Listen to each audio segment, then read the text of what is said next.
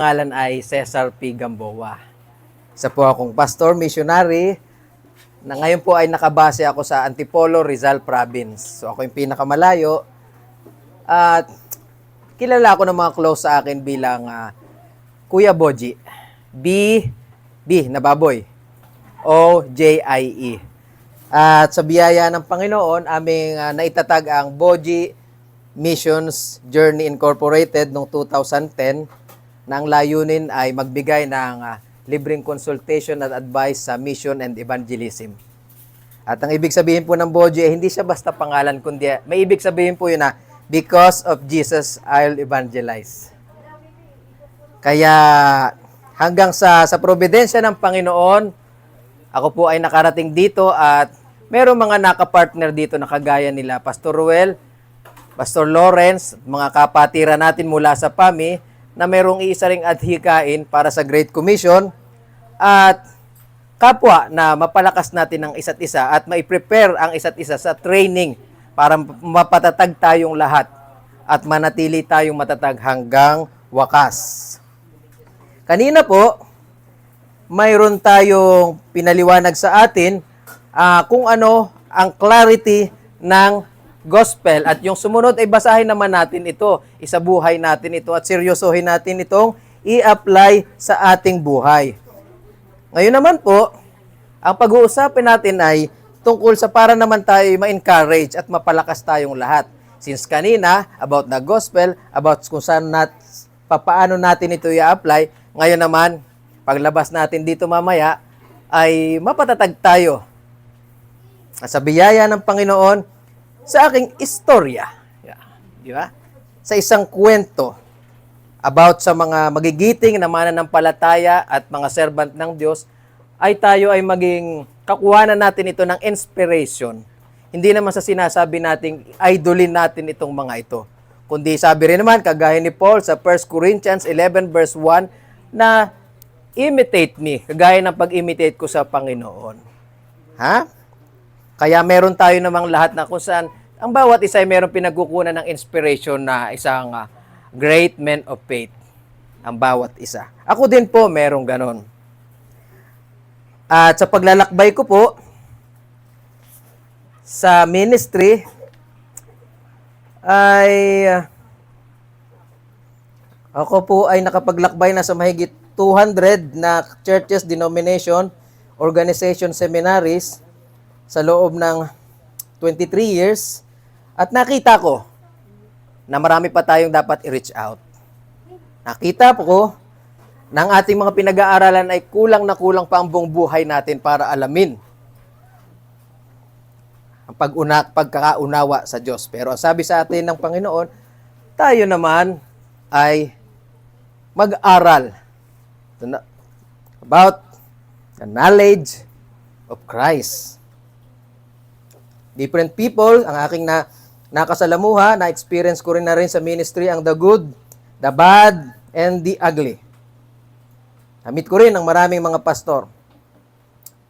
Mula sa buong Asia and beyond, nakita ko at nako'y nanalangin, sabi ko, Lord, sa simpleng paraan, Panginoon, gawin mo akong instrumento, Panginoon, para maging daluyan din naman ng encouragement sa mga tao. Kagaya ng 2 Corinthians, verse 1 to 3 and 4, na ang tao, ang bawat isa ini-encourage nila. Ang bawat isa, Efeso 4, verse 12, na i-equip tayong lahat. Ang conference na ito, lalabas tayo dito na equip. Sapagkat, ginagawa ko rin po ito namin yearly, annually. Sapagkat, alam niyo po, tayong lahat ay nakikibaka. Yung buong isang taon, bilang pastor, bilang isang miyembro, bilang isang seryoso sa Panginoon, nakikibaka tayo. Kaya gusto kong itong natin na ganitong conference tayo ay klaro sa atin ito at maging sa biyaya ng Panginoon, maging malakas tayo. Okay po? At ang aking pong ibabahagi sa inyo ay may kinalaman doon sa Minister to Ministers Conference na ang aking pong message ay mag-iistorya ako ng mga faithful Christian na mga tao, na mga servant ng Diyos, na kung saan ay kapulutan natin ito ng aral. kalakasan at gamitin ng Panginoon according sa kanyang biyaya na maging reminder sa atin na ipaglaban natin ang pananampalataya at manatili tayo hanggang wakas. I-remind sa atin na kung wala ang Panginoon, wala tayong magagawa. Na tanging ang kalakasan lamang natin ay sa Panginoon lamang manggagaling. Ang Panginoon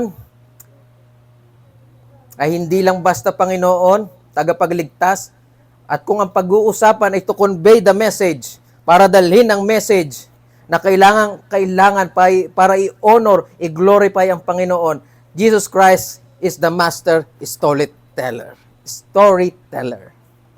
Sa Matthew 13:35, sabi niya, I will speak to you in parables, sapagkat ang parable ay isang specific at partikular na uri ng kwento. Istorya. Hindi lang ito basta istorya kanina, hindi lang ito basta kasaysayan, kundi si Jesucristo mismo ang kasaysayan. At ito hanggang ngayon ay totoo. Pwedeng gumamit ang Panginoon ng mga nakaraang istorya at kwento about sa mga faithful Christians, mga stories, inspiration, reminder sa atin na ipaglaban ang pananampalataya. At i-remind sa atin na ang pagsiserve sa Panginoon ay hindi ito sakripisyo, kundi ito ay isang pribilehyo. Nating lahat.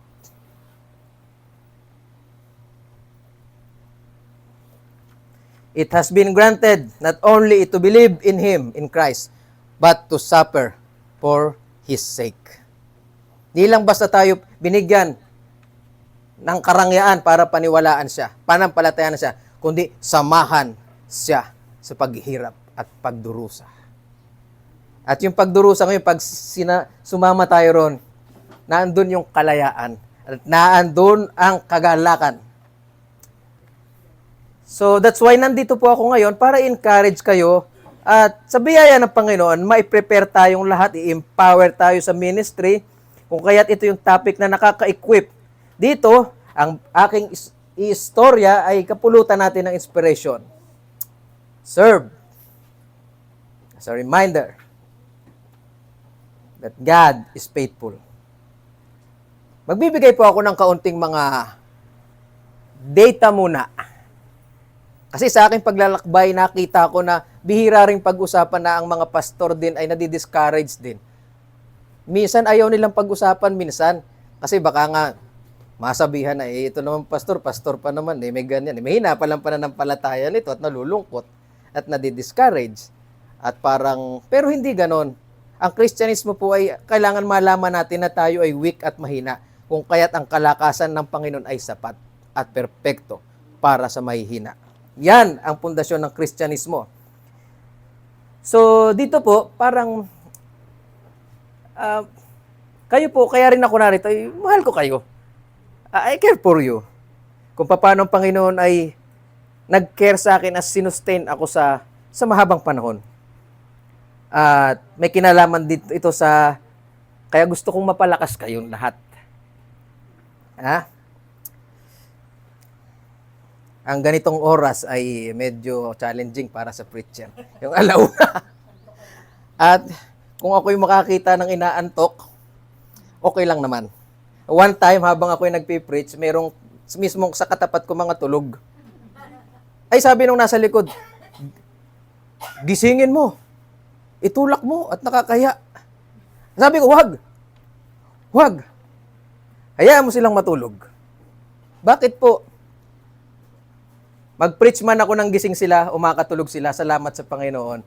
At ginagamit ako ng Panginoon upang sila ay pagpahingahin. Kaya it's a win-win situation para sa ating lahat.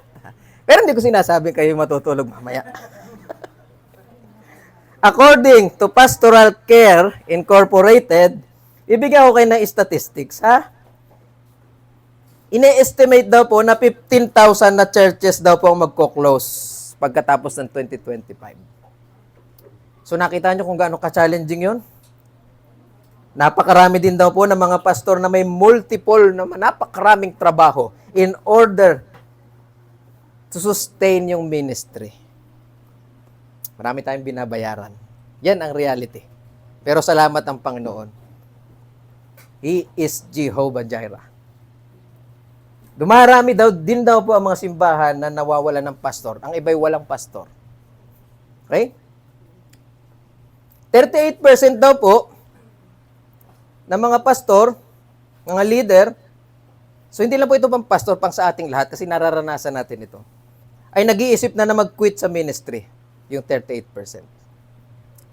85% daw po ng mga churches, pastors, members, ay naniniwala na ang misyon ng church ay i-reach ang mga lost. But, po 42% lang daw po ang nagpa-practice nito. Okay? So, according to pastoral care, maaaring mag-positive negative ito. 84% daw po ay ang pakiramdam nila ay they are called 24/7. Wari ko naman po, naranasan niyo yun. Ako personally, naranasan ko, may tatawag sa akin na 1:30 2 a.m. At biglang sasabihin na, Pastor, magpapakamatay na po ako. Ay, nasaan ka ba ako? Nagdadrive. At ibabangga ko na po, teka muna, mag-usap tayo. So, physically tayo ay nagpapahinga. Pero spiritually, tayo lumalaban. Nakikibaka tayo. 23% daw po ay malayo sa kanilang pamilya kasi na-assign sa ibang lugar. At may impact din naman sa atin yon pag ikaw ay napalayo. Aminin natin. 53% daw po ay nag-report na hindi naman lahat kasi sabi 53%, hindi naman lahat. Na mga seminaries na dinaluhan nila, hindi sila na-prepare para sa ministry. So meron pa naman 47%. 45% daw po ng mga pastor ay nag-spend ng 10 to 15 hours minimum a week para sa preparation ng sermon. 10 to 15 hours. So, importante yung pag-prepare. 57% daw po ay unable to pay para sa kanilang mga bills. Sa 57%. Maaring ang iba sa inyo kasama rito. Pero salamat sa Panginoon naman. Meron tayo, glorify God. Wala, glorify God. Sa panahon ng sakit, glorify God. Sa panahon ng kagalingan, glorify God. Pagsubok o wala, glorify God. It's a win-win situation. Kahit saan kang panig dito magpunta, you glorify God in every way. 75% daw po ay stress-related ang nangyayari sa isang leader once na sila'y pumunta sa ministry. 52% daw po ay overwork at hindi nila ma-meet yung unrealistic expectation ng mga membro. Minsan ganun Ang mga membro ay nag-expect ng unrealistic sa isang pastor na akala nila minsan ay Superman na perfect at hindi nangihina rin naman. 54% ay they find na ang role daw ng pastoring is overwhelming. 35%, eto na, daw ng mga pastor ay they are battle, nakikibaka sila sa depression. 26% daw po ay mga over-fatigue. 28% mga spiritually malnourished. 27% ay report na wala daw po silang kahit isa na matakbuhan in the help of crisis. 34% ay nakikibaka sa pornografiya, leaders and members. 57% ay feeling nila ay they are fulfilled, but in yet sa likod doon sila ay discouraged, stressed din. 84% ay nagdi-desire itong mga pastor na ito, itong mga leader na ito, ng close relationship para sa isang tao na pagtitiwalaan nila ng mga bagay na kanilang inililihim. I remember isang pastor na nagngangalang Luigi Matias diyan sa Montalban, Rizal. Isang araw ay kinausap niya ako. Bagamat mas matanda siya sa akin sapagkat siya 58 years old, kinausap niya ako sa isang tabi, siya umiiyak. Sabi niya, Pastor, nakikibaka ako sa lust of the flesh. To the point na ayaw ko nang sumakay ng jeep o kung ano man. Dahil sa tuwing may makakatabi akong babae, ay talagang pinanghinaan na ako ng loob at ayaw ko nang pumunta sa Bible studies na pupunta ko. Uuwi na lang ako at magsusolo sa bahay. Ito ay pinaglalabanan ko. At ako'y nakikibaka. At siya'y umiiyak. Umiiyak siya na wala nang, hindi na namin masabi. At alam mo talagang siya ay nahihirapan at siya ay nagsisisi talaga. At siya ay nakikibaka. Pagkatapos ng ilang araw, nabalitaan ko na si Pastor Luigi ay nagpupukpok ng bubong at siya ay nalaglag. Na ICU siya at siya ay namatay. And he died the way he exactly lived for Christ. Kasi nakita niya yung tunay na pangangailangan niya talaga sa Panginoon. Hindi niya ito kaya na nag-iisa. And I'm sure, alam ko kung paano siya nagsisi nun. 50% daw ay unhealthy, overweight at hindi raw nag-exercise. Kaya mag-exercise tayo tuwing umaga. Okay. 71% daw po ng mga churches ay wala daw plano para bigyan man lang ng rest o sabbatical leave ang pastor. Bigyan naman ng rest natin. Kasi ang purpose naman ng periodic sabbatical, hindi sabadista ay magpahinga para ito po ay sagradong pahinga na ibig sabihin ay para ma-renew man lang, mag-allow ang pastor to recharge mentally, spiritually. So magkaroon ng malalim na engagement pa sa Panginoon. Makasama niyang asawa, may kagagaling lang sa Boracay akong kaibigan. Sapagkat buong 10 months siya ay nasa mission field ng Africa. Okay. 66% daw ay walang counseling support.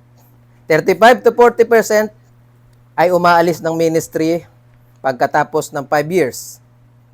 So, ito sinasabi ko sa ating lahat, hindi para sabihin na ang mahihina naman pala sila hindi. Para patuloy tayong manalangin sa isa't isa. Kailangan natin ng isa't isa. Magpalakasan tayo. 60 to 80% daw po ay aalis sa ministry after 10 years. And 1 out of 10 pastor po ay magre-retire as a pastor sa buong buhay niya. 1 out of 10. At minsan ito ay karamihan ng pinuntahan kong Bible school ay sinasang-ayunan ito. Sa 10 daw po nag-i-enroll, 1 o 2 ang natitira sa buong buhay nila. Ang pastoring, ang paglilingkod sa Diyos, ay highest calling. At hindi naman ito tinawag na pinakamataas na panawagan nang wala lang. Hindi ito tinawag na highest calling for nothing. At may mga great men of faith, kahit tingnan natin sa Bible na talagang nakibaka talaga. Si King David na experience yung trauma sapagkat marami siyang mga battle, pakikibaka na pinanalunan. At one point, doon sa kanyang kinonfront siya ng kanyang kasalanan. Alam niyo naman ginawa ni David, di ba? Sa kanyang pangalunya. Sabi sa Psalms 38, I am troubled, I am down greatly. I go mourning all day. I groan because of the turmoil o kaguluhan ng aking puso. At kitang-kita naman natin ang ebidensya nung magsisi si David at magsisi sa Panginoon sa kanyang ginawang kasalanan at siya ay ni-restore ng Panginoon. Amen? Ni-restore siya. Kaya kung titingnan mo itong mga great men of faith din ito ng Bible, ay hindi nila ito kinaya kung wala ang kapangyarihan ng Panginoon. So, si Charles Spurgeon, mula sa England, ay pinanganak noong 1834 at namatay noong 1892. Siya ay tinawag na 19th century Prince of Preacher. So,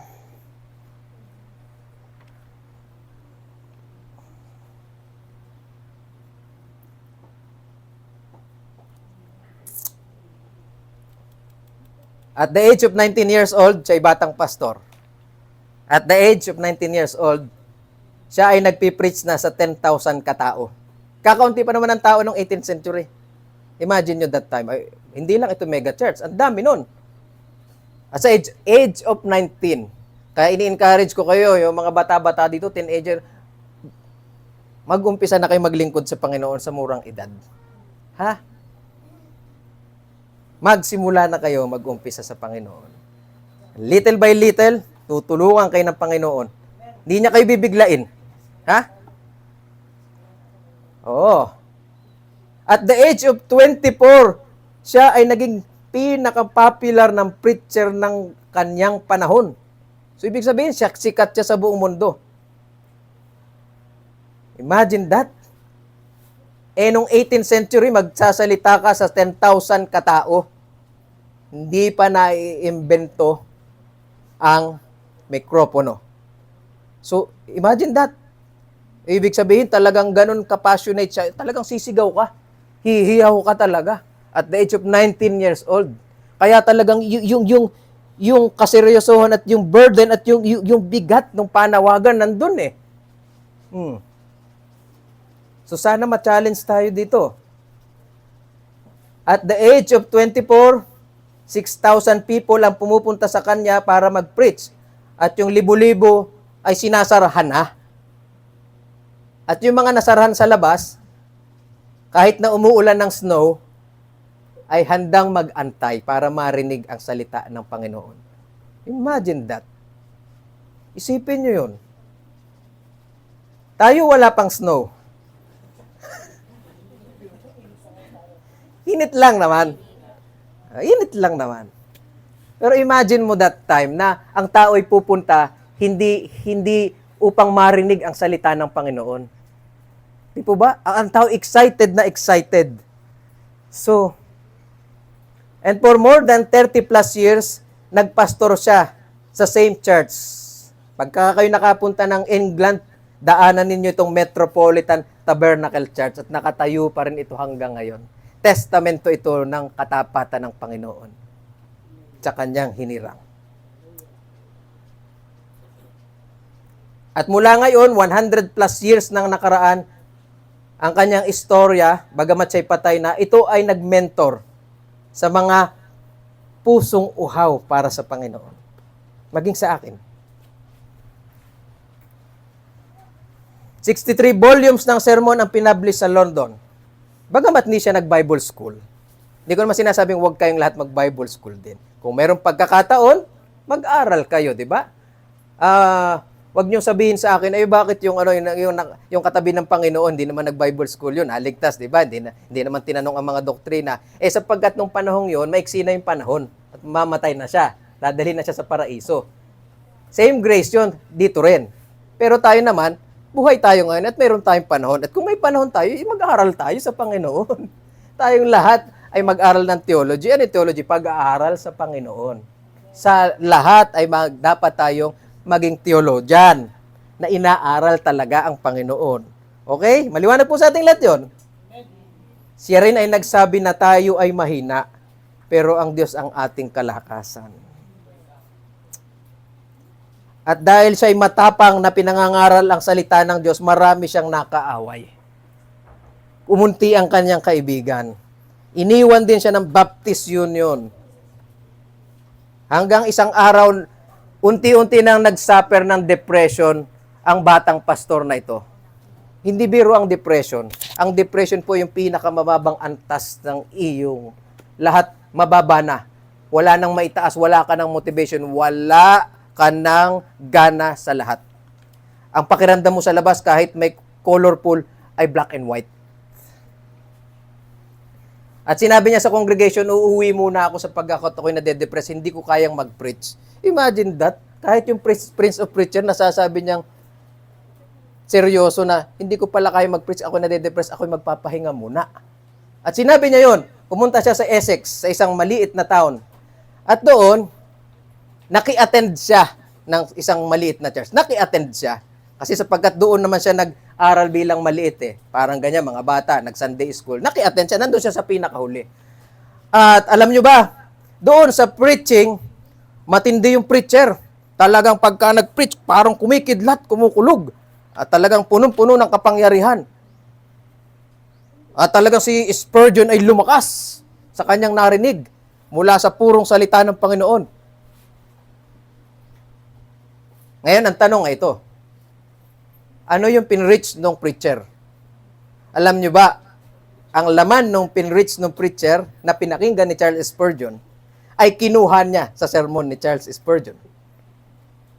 Ay kaya nung makita ng preacher na nandun pala si Charles Spurgeon, hiyang-hiya siya. Wala siyang mukhang maipakita. Sabi niya, naku, paano kaya ito? Nandiyan ka pala.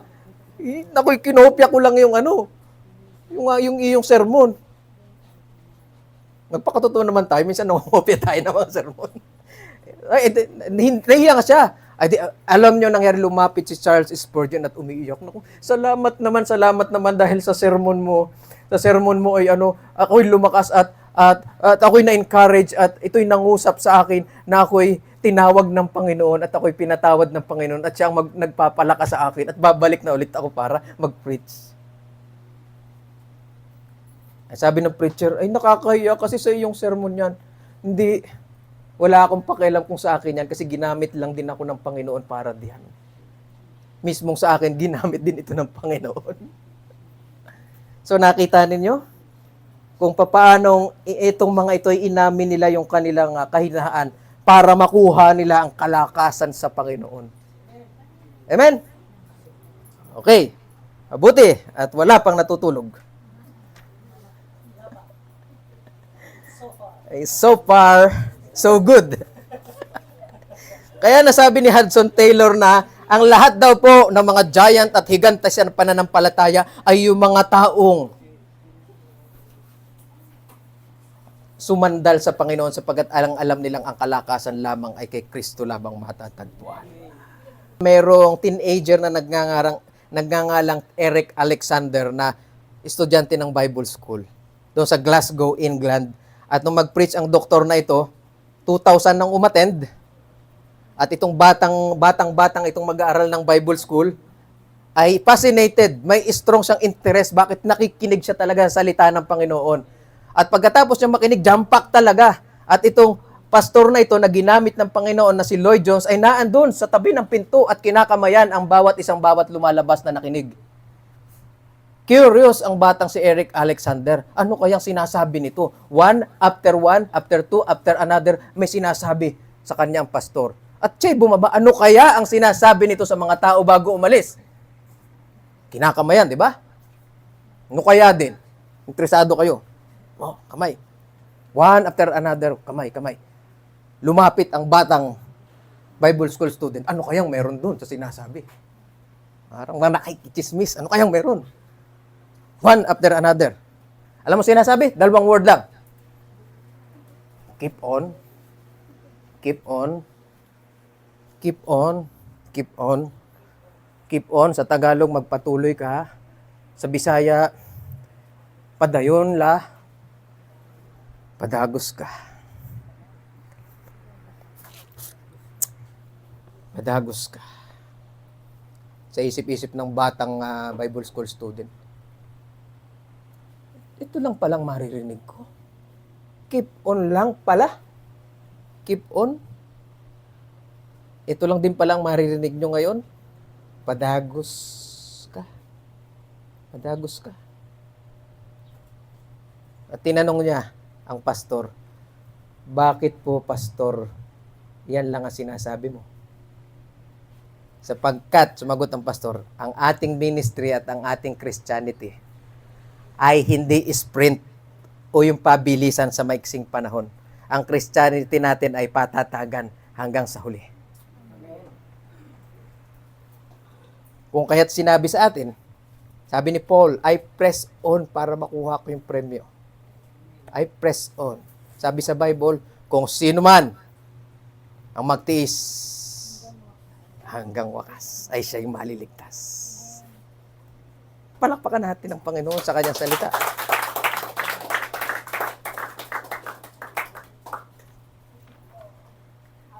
At noong 2023, ang pastor na si Eric Alexander at kinikilalang pinakamagiting na Bible expositor na dating bata noon na pastor na si Alexander ay pumanaw na sa age of 91 years old noong 2023. At ganong katindi ang impact sa batang ito. To keep on, to press on, at ang magtiyaga hanggang wakas ay siyang maliligtas.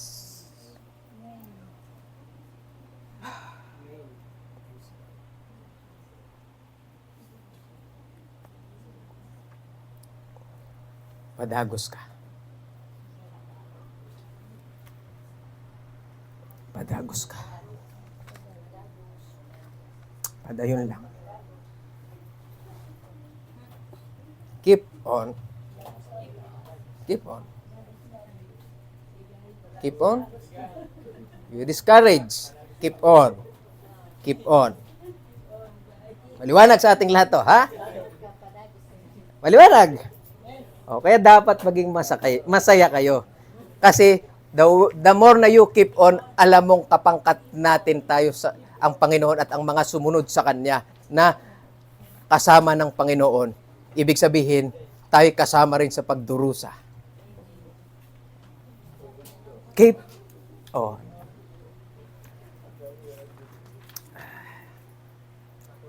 George Mueller. Pinanganak si George Mueller noong 1805. Sino naman ito? Sino naman itong kinikwento ni Pastor Boji? Simple lang naman si George Mueller, isang batang manginginom, isang batang sexually immoral, sinungaling, magnanakaw. Kagaya nating lahat na makasalanan. Pero salamat sa Panginoon, tayo pinanganak na muli.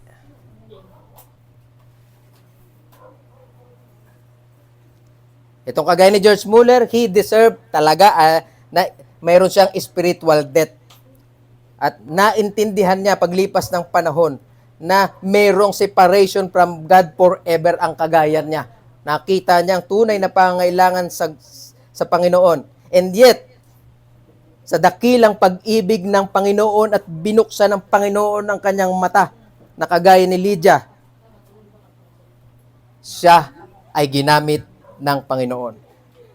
Fast forward, kapag pumunta ka sa Bristol, England, mayroong orphanage doon na hanggang ngayon, after 170 plus years, ay nakatayo pa rin. Kaya si George Mueller po ay binansagang the Guardians of Bristol. Ang gabay ng Bristol, o yung isang bayan ng England. Sapagkat siya po ay ginamit ng Panginoon para magtayo ng orphanage. At sa orphanage na yon, ginamit lang naman siya ng Panginoon para alagaan ang 10,024 orphanage during his lifetime. 10,024 na mga tao. He established 117 schools na nag-o-offer ng Christian education sa mahigit 120,000 na tao.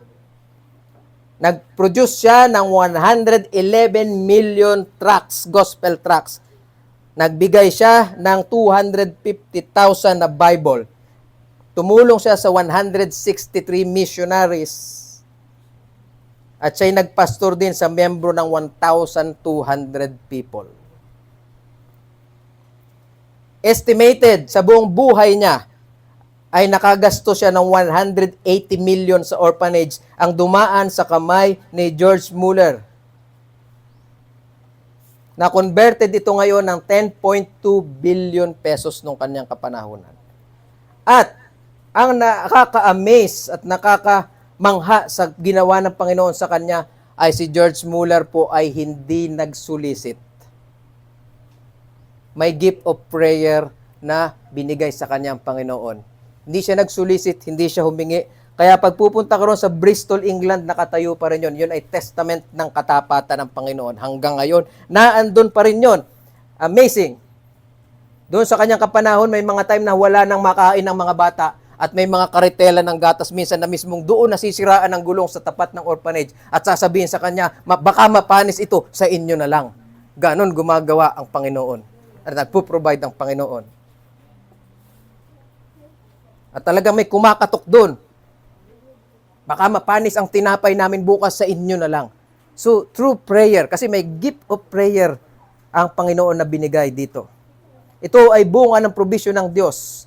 Lahat ay dinaan ni George Mueller sa pananampalataya, sa pananalangin.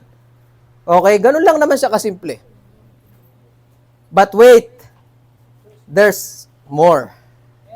But wait, at the age of 70 ni George Mueller, akala natin ganun na siya katindi yung paggamit ng Panginoon. Hindi pa pala doon nagtatapos. At the age of 70, from 1875 hanggang 1892, hanggang sa 70 hanggang 88 years old, siya ay naglakbay sa buong mundo kasama ang kanyang asawa to do world evangelism.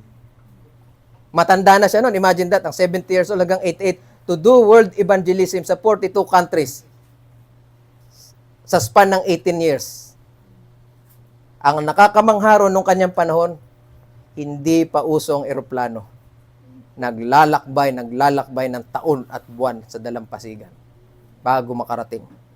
Kung pupunta ka ng Europe, papuntang Amerika, 3 buwan hanggang 6 na buwan. He traveled around the world, preached the gospel, 42 countries, 17 years, 18 years of evangelism at the age of 70 years old, conquering 200,000 miles in a pre-aviation era. Wala pang eroplano that time.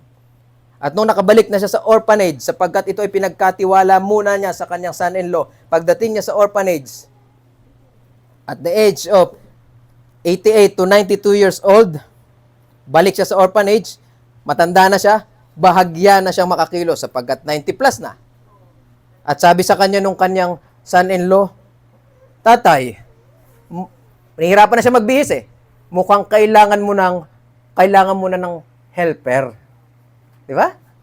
Katulong mo para ikaw ay bihisan o katulong mo talaga. At nung March 10, 1898, the Lord Jesus, the Savior,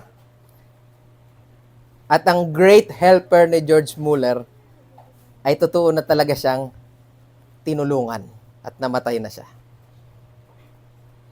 2,000 ang attendance sa kanyang funeral, isinarado, sinut down ang mga factory, ang mga tindahan para i-pay tribute sa great man of faith na ito. At 173 years mula nang itayo ang Ashley Down Orphanage, na nanatili pa rin ito. Testamento ng provision ng Panginoon.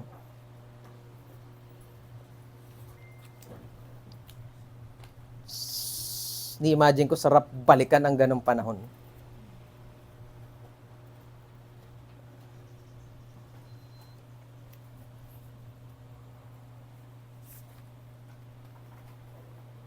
At doon sa kanyang biography na isinulat niya, siya ay tinanong ng reporter. Sabi ng reporter, na-achieve mo na ang pinapagawa ng Panginoon. Ako wala pa ako sa kalingkingan nun. Nung achievement na yun. Na-achieve mo na pinapagawa ng Panginoon. Ano pa ba ang mga bagay na gusto mo pang gawin? Ito yung sagot ni George Mueller. Siya ay lumuhod at ito ang sagot niya. Ang gusto ko pang gawin ay basahin pa ng basahin ang Biblia sapagkat kaunting-kaunti pa lang ang nalalaman ko sa excellence ni Kristo.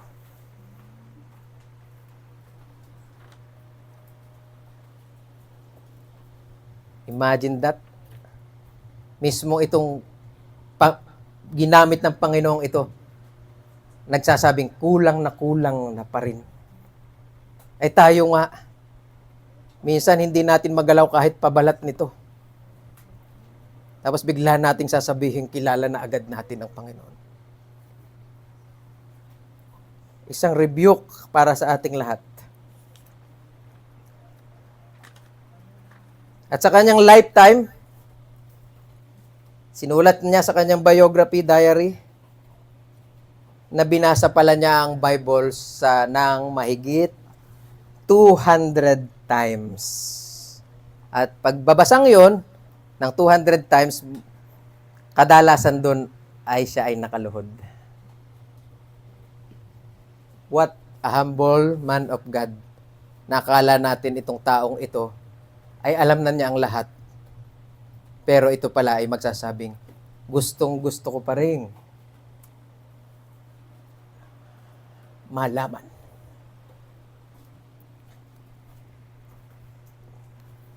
ang kadakilaan at excellence ni Kristo.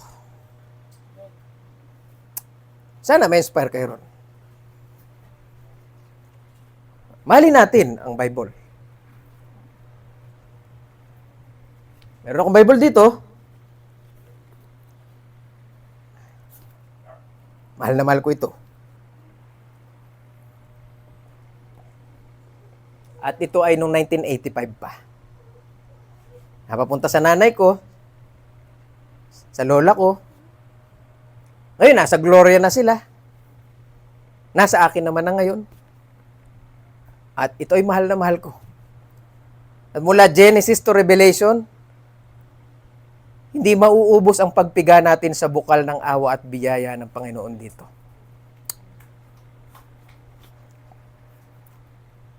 Kaya please lang, kung bubuksan niyo yung buksan niyo lahat.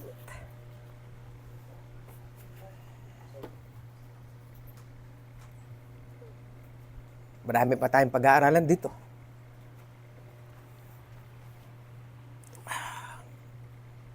Ibinigay sa atin ang lahat ng ating kailangan dito. Go to God's Word. Go to God's Word.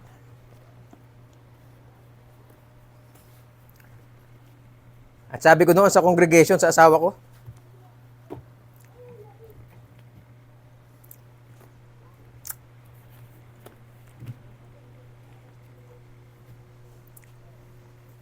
pag ako'y namatay, sama mo to. Let us pray.